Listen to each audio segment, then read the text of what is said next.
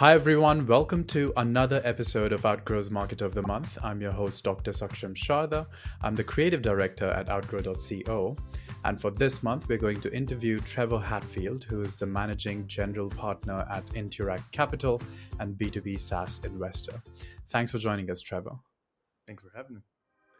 So, Trevor, we're going to start with a rapid fire round just to break the ice. You get 3 passes. In case you don't want to answer the question, you can just say pass, but try to keep your answers to one word or one sentence only, okay? Sure. At what age do you want to retire? 50, maybe never.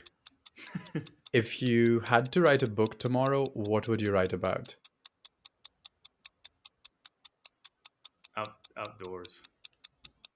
How long does it take you to get ready in the mornings? 5 minutes.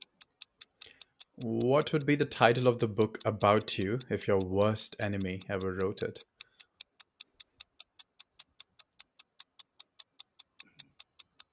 Jump. Most favorite color? Blue. What movie do you enjoy quoting the most? Happy Gilmore. What is your ideal way to spend a birthday? Outdoors. What time of day are you most inspired? Morning. Fill in the blank. An upcoming marketing trend is blank.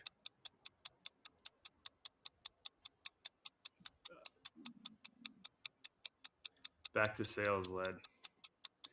The city in which the best kiss of your life happened. Houston. Pick one, Mark Zuckerberg or Jack Dorsey.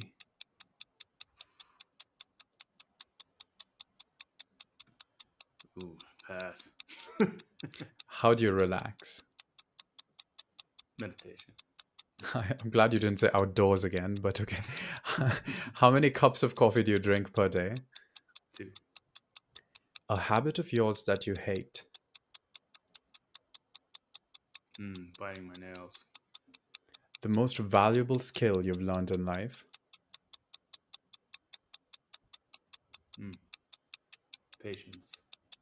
And the last one is your favorite Netflix show.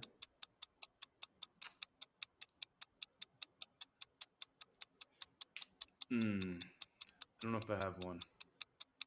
Okay, well, so you had 2 passes, I think, and so you scored like 8 on 10. So you win a card. Just kidding, you don't win anything. My second cup of coffee. Fair. So, all right. So the longer questions which you can like answer at ease. The first one is, what are some things that people get wrong about marketing attribution, according to you? It's not more around what they get wrong, but the fact that it's tracked wrong. So they're trying to attribute based on things that are inaccurate. And what leads to this common mistake being made all the time?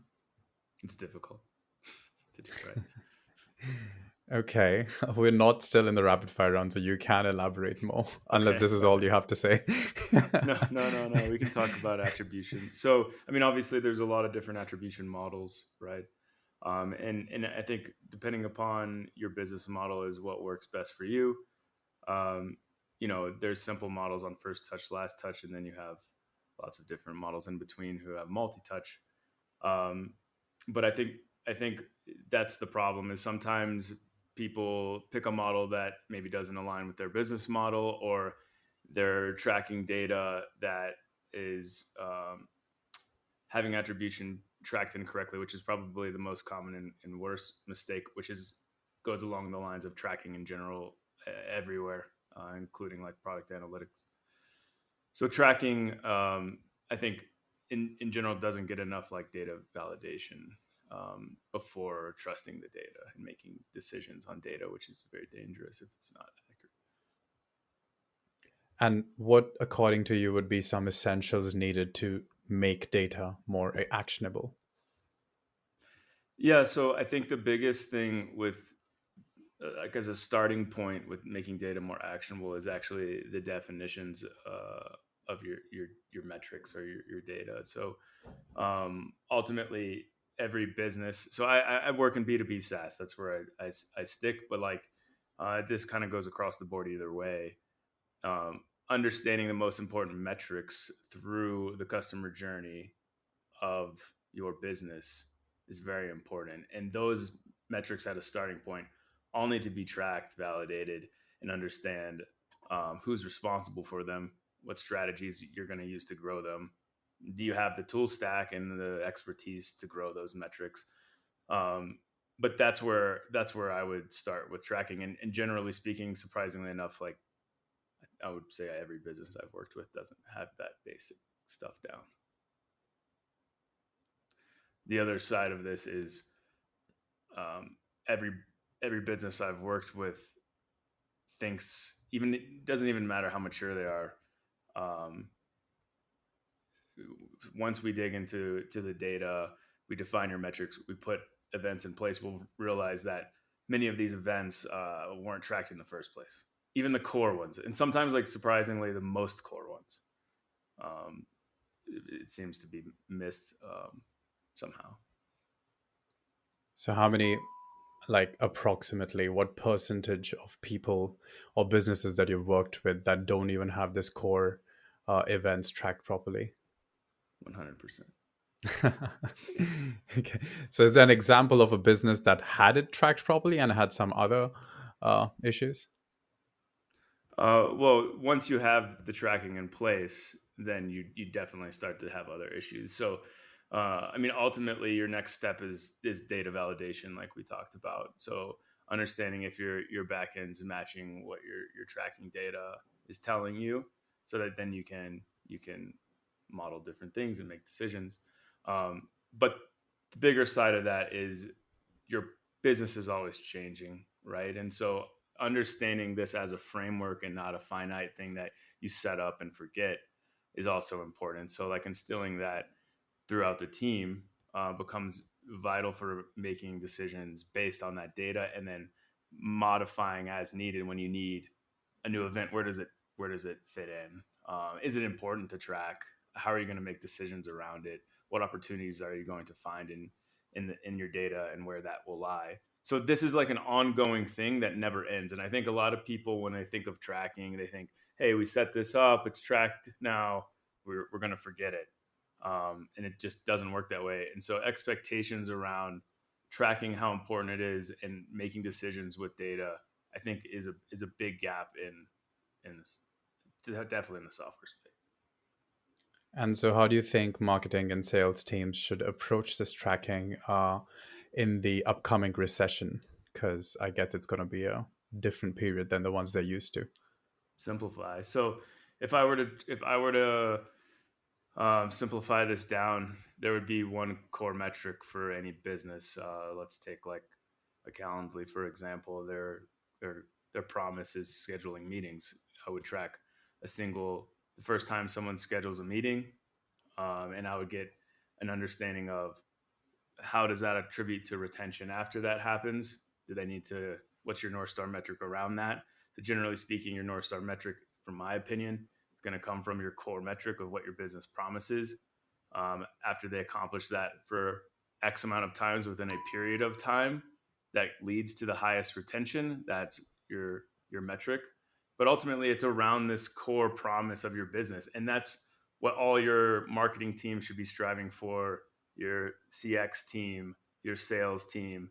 Ultimately, the point is, if everyone concentrates on a single core metric that surrounds the promise of your business, it can be extracted down to that single success metric, and that's where I would start. You don't have to. It doesn't have to be complicated. But you also mentioned earlier that marketing, the next biggest marketing trend is sales led marketing. And so, what would you have to say about that in relation to this? Yeah, maybe I would change that to hybrid.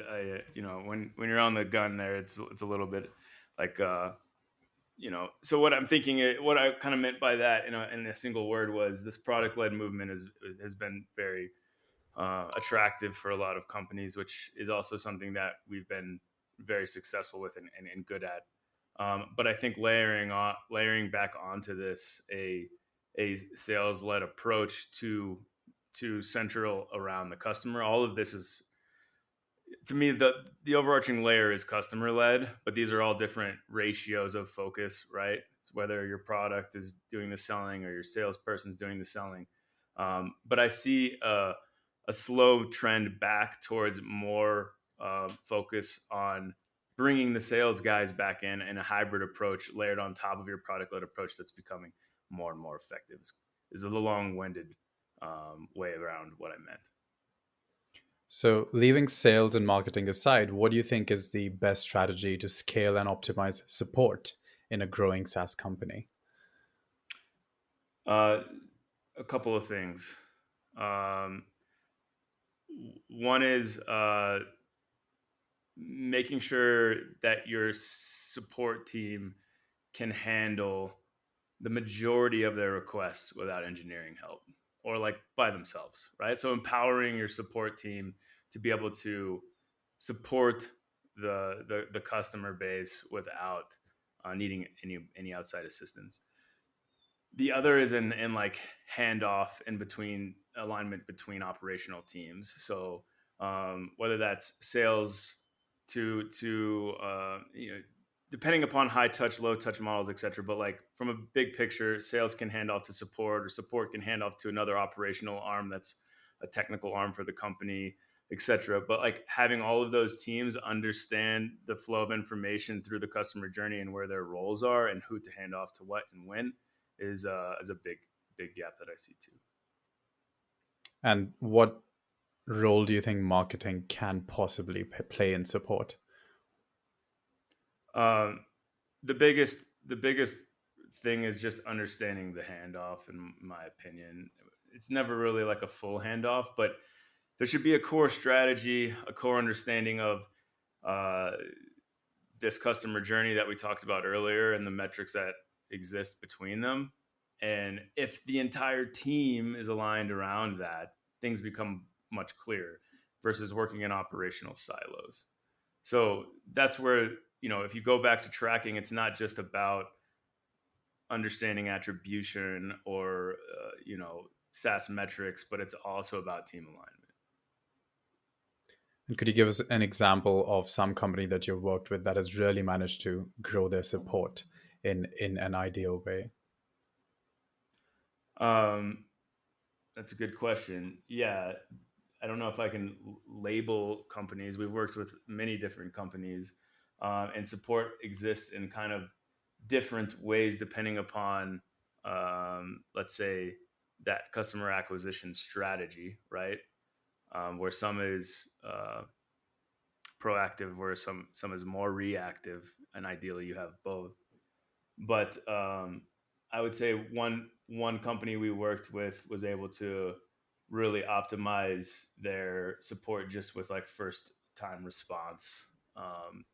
Sometimes if you're not just concentrate, like that's a great metric for a support team, honestly, to concentrate on because everything else trickles down after that. So once you see first time response being under a minute or two, then there's a lot of less customers reaching out that are already frustrated just because they had to wait for a longer period of time to hear back, right? So if you just concentrate and boil down to that one metric, we saw success with that with somebody. And so, have you seen companies that have pivoted based on the customer centric data that you're talking about, or based on what support felt that customers were in need of, for instance? Of course, I mean, that's just customer driven data to improve upon and optimize, right? Um, uh, there's like a million possible examples of that. But I think ultimately that a lot of the support drives like sales and marketing strategy, right? Um, and product. I mean, everything comes from, if we go back to what I said earlier, like the layer on top of all of this is customer led, and that's direct customer led information that's going to influence what you do to build your business. You got to listen to the customer. So, where do you think, or how do you think these understandings would be influenced in the upcoming recession or in the downturn? Or do you think companies would have to become more flexible? They'll have to pivot faster. They'd have to be listening to this data even more intently, or what is going to happen in the coming years? Yeah, so when we talk about the recession side of things, we have always focused solely on what we call healthy growth. So I think people are going to have to optimize towards healthy growth. Healthy growth is predictable, scalable, repeatable, measurable. These are all different things that become important. And when you're not what we're calling healthy, you're generally throwing things at the wall to see what sticks or have a bit of shiny object syndrome, which is what happens when you have an influx of like money, when you get funded or different things. You start really exploring, which isn't bad, but what you'll have to do is understand how to optimize things again. And that goes back to, if you're going to be healthy, that's a part of the game in itself. I don't know if that helps answer the question. And so, irrespective of the pandemic, then, the recession and the pandemic, Yeah, what do you sure. think the future, where do you think the future of SaaS was headed anyway? More optimally. Yeah. So like, you can see the praise in the bootstrap community becoming a little bit higher. The whole idea on funding and stuff is great, but like we've seen so many inflated numbers on valuations and different things. People kind of just pass right over them now. And everyone's coming back to respecting the people, respecting the grind, the people that are in the grind, that figuring out problem solving with less. Um, because ultimately, the more that you solve problems in, let's say, a bootstrapped model, the more you actually will be successful even in a funded model. So I think that whole thing will push that further. The whole recession scenario will push that further, because that's basically what you're going to have to go back to be successful. And so, in your work, are you seeing more and more bootstrap companies coming to the fore, or what is the split of bootstrap versus funded companies at present? Uh, so we heavily concentrate on a framework that works for both, but our model uh, is basically leveraging your dollars optimally. So like it doesn't matter if you're funded or you're bootstrapped. We use the same sort of frameworks that maybe you would when you were bootstrapped, except considering you're going to have more, you're going to be using those dollars more optimally. So when it comes to like percentages, it's I don't think it really matters. I think it's more about like, if you're going to get funding, where that money's going, and you're going to get uh, the, let's say, leverage on equity for that founder is going to be higher when that round closes. Okay, so the last question for you is a personal one, which is, what would you be doing if not this in your life right now? Something outdoors. I somehow felt that was going to be the answer. I don't know. I've been I've been moving to Colorado, and I've been spending a lot of time outdoors. And I have two little kids, a son that's 2 and a daughter that's 10 months right now. And we've been doing a lot of bike riding, and he just will sit in a river and just chunk rocks at nothing all day. And so I've been finding enjoyment in that, and just kind of like experiencing being outside a bit more, which has been nice. So and I've always kind of had that part of me inside, and naturally being in front of the computer so much, that it's a good balance. For sure, after having been in the technology race, to find oneself throwing rocks at a river sounds very nirvana, almost like nirvanical. So I'm glad that's where you're at in your life. Well, thanks everyone for joining us for this month's episode of Outgrow's Market of the Month. That was Trevor Hatfield. Thanks for joining us, Trevor. Yep. Thanks again. Check out their website for more details, and we'll see you once again next month with another Marketer of the Month.